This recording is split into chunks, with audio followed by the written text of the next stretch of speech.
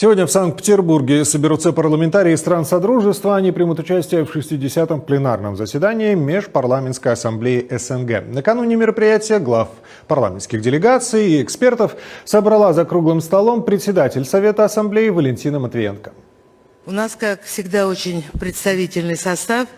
И я хочу поблагодарить всех руководителей делегаций за личное участие в нашей весьма насыщенной совместной работе в эти дни.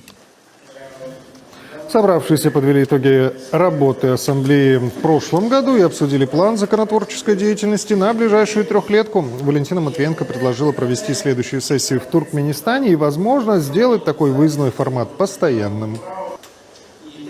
На месте видишь, и культуру лучше узнаешь, и традиции, и дух народа, и смотришь, какие огромные изменения произошли в каждой стране. Вот кто не был в Ашхабаде, слушайте, потрясающая столица мирового уровня.